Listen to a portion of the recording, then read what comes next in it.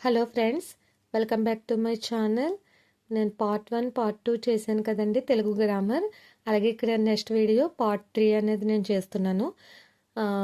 మీరు కొత్తగా నా ఛానల్ చూసినట్లయితే సబ్స్క్రైబ్ చేయండి, అలాగే లైక్ చేయండి, షేర్ చేయండి. ఇక్కడ మనం పార్ట్ 3లో ఉత్పత్తి స్థానముల గురించి మనం నేర్చుకుంటున్నామండి. ఇవి ప్రధానంగా ఎన్ని స్థానాలు ఉన్నవి అనేది నేర్చుకుంటున్నాం. తెలుగు వర్ణమాలలోని అక్షరాలు అచ్చులు, హల్లులు నోటులోని వివిధ భాగాల నుండి పుడతాయండి. అంటే మనకి అంటే పెదవులు అయితే కంఠములేండి, ఆ గొంతు, అంగలి, ఆ స్థానముల నుండి అనే భాగాల నుండి పుడతాయండి. వీటిని ఉత్పత్తి స్థానములు అంటారు. వీటిని ఏమంటారండి? ఉత్పత్తి స్థానములు అంటారు. ప్రధానంగా మనకి స్థానాలు ఎన్ని ఉన్నాయండి? కంఠ్యములు, గొంతు, కంఠ్యములు అంటే గొంతు, తాళవ్యములు అంటే అంగిలి, అలాగే మూర్ధన్యములు అంటే దంతాల వెనుక భాగం, అలాగే దంత్యములు, ఇక్కడ దంత్యములు దాంట్లోనే ఉందండి దంతాలు, ఓష్ఠ్యములు అంటే పెదవులు, మరియు నాసిక్యములు అంటే ముక్కు. వీటితో మనకి వివిధ స్థానాలు అనేది పుడతాయండి. ఈ భాగముల నుండి పుడతాయి. ప్రధాన తెలుగు వర్ణోత్పత్తి స్థానాలు చెప్పాను కదండి. కంఠ్యములు అంటే గొంతు నుండి పుట్టేవి కంఠ్యములు. గొంతు నుండి పుట్టేవి కంఠ్యములు. ఏంటండి అవి? ఆ ఆ కావర్గం. కావర్గం ఇవి మనం ఇంతకు ముందు పార్ట్ 1 పార్ట్ 2లో నేను చెప్పానండి మీకు. కావర్గం అంటే ఏంటండి? క, ఖ, గ, ఘ, ఇఞ. అలాగే హ, అహ. ఇవి మనకి కంఠ్యములు. అలాగే నెక్స్ట్ వచ్చేసి తాళవ్యములు. మనకేంటండి? తాళవ్యములు.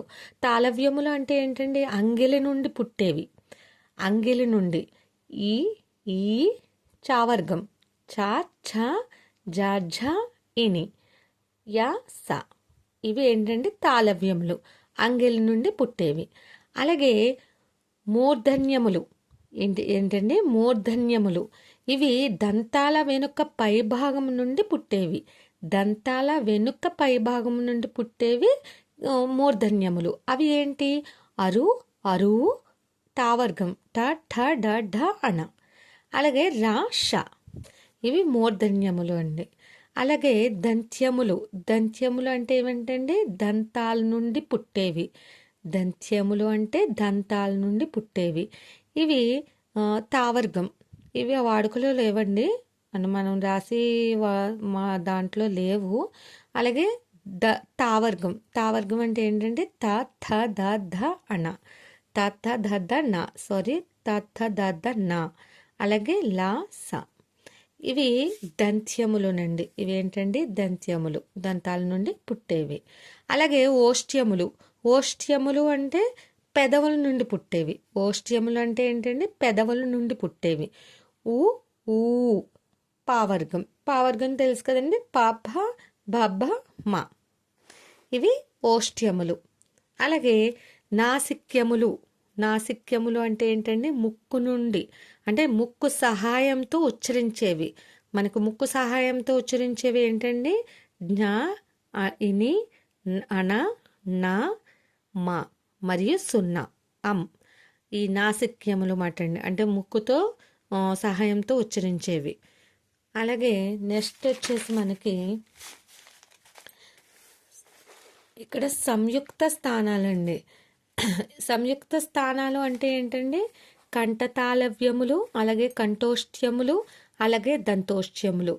ఇక్కడ కంఠతాళవ్యములు, కంఠం ప్లస్ తాళవ్యములు. కంఠతాళవ్యములు. కంఠం అంటే చెప్పాను కదండి ఇంతకు ముందే, కంఠం గురించి. కంఠ్యములు అంటే ఏంటి? గొంతు నుండి పుట్టేవి. అలాగే ఇక్కడ చూడండి తాళవ్యములు. తాళవ్యములు అంటే మనకి ఏంటండి? అంగిలి నుండి పుట్టేవి. అంటే గొంతు ప్లస్ అంటే కంఠం, కంఠం ప్లస్ అంగిలి, కంఠం ప్లస్ అంగిలి, కంఠ తాళవ్యములు, కంఠం ప్లస్ అంగిలి. ఇక్కడ చూడండి తాళవ్యములు అంటే ఏంటండి? అంగిలి. అంగిలి అంటే ఇక్కడ కంఠ తాళవ్యములు అంటే ఏంటండి? కంఠం ప్లస్ అంగిలి. అంటే ఇక్కడ ఏం పుడతాయండి? ఏ, అణ. ఈ 3 అనేది కంఠ తాళవ్యములు. అలాగే కంఠోష్ట్యములు. కంఠోష్ట్యములు అంటే ఏంటండి? కంఠం ప్లస్ ఓష్ట్యములు. ఓష్ట్యములు అంటే ఏంటండి? పెదవులు. ఇది ఇక్కడ ఓ, ఓ, ఔ ఇవి కంఠోష్ట్యములు. అలాగే దంతోష్ట్యములు.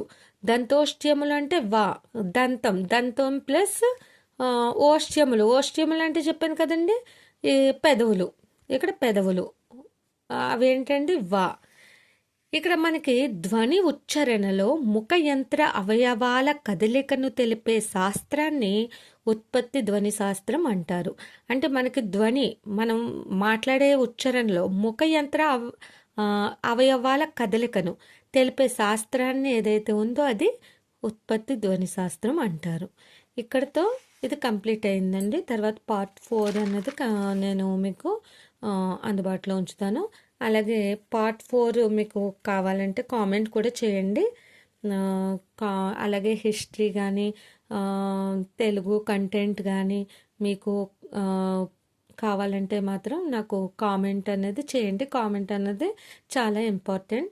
అలాగే మీరు సబ్స్క్రైబ్ చేయండి, అలాగే లైక్ చేయండి, షేర్ చేయండి. Thank you very much.